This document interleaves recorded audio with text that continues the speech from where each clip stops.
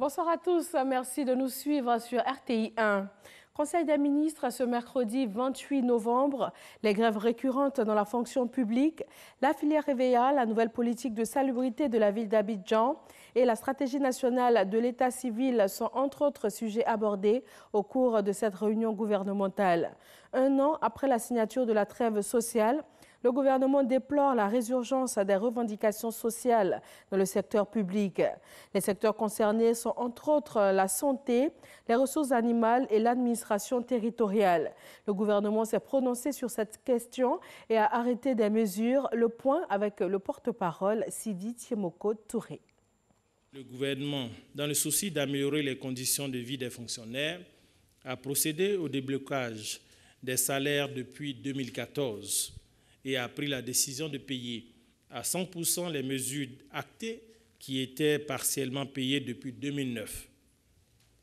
À ce jour, toutes les évaluations du processus sont relevées et saluer les efforts fournis par le gouvernement relativement au respect de ses engagements estimés à 200,8 milliards de francs CFA par an. Bien qu'ayant bénéficié de tous ces acquis du protocole d'accord portant trêve sociale, notamment le paiement du stock des arriérés, la bonification indiciaire, certains syndicalistes entendent remettre en cause les clauses de la dite trêve dans laquelle ils se sont engagés de façon claire et sans ambiguïté. Il convient de souligner qu'au regard des dispositions de la loi numéro 92-571 du 11 septembre 1992 fixant les modalités de la grève dans les services publics et des articles 3 et 5 du protocole d'accord portant trêve sociale signé le 17 août 2017, ces grèves ou préavis de grève sont totalement illégaux. Devant cette situation, sans toutefois rompre la voie du dialogue, le Conseil a arrêté les mesures suivantes.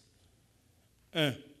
Le rejet catégorique de toutes les revendications à caractère financier pouvant impacter le budget de l'État. 2.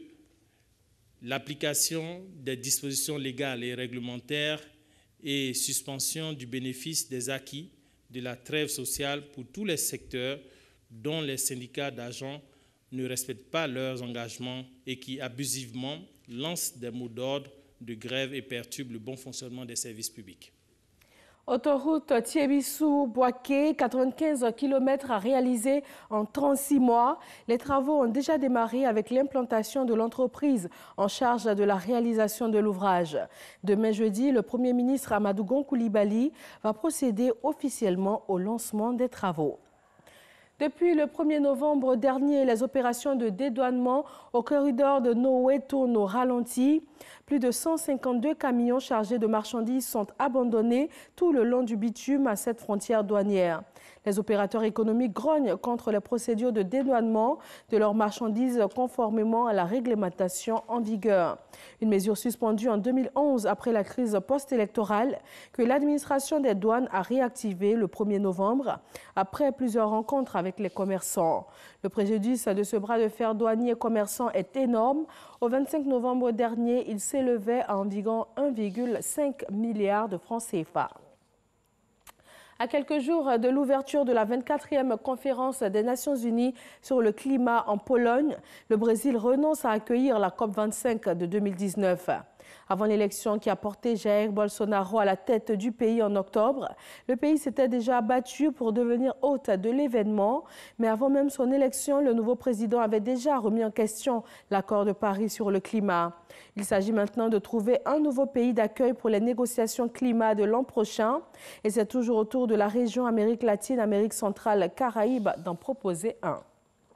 Le président ukrainien Petro Poroshenko a promulgué ce mercredi l'acte sur la loi martiale introduite en Ukraine.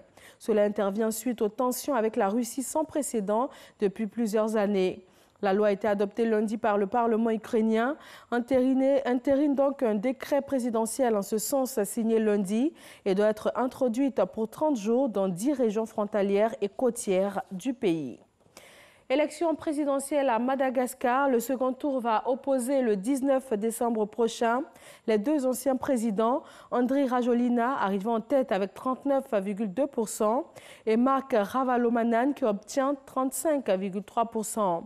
Ces résultats provisoires publiés il y a 11 jours par la commission électorale avaient été remis en cause par plusieurs candidats, mais ils ont bien été confirmés par la Haute Cour constitutionnelle. Et voilà, merci de suivre RTI 1. C'est avec le même plaisir que nous vous retrouvons pour le journal de 20 h.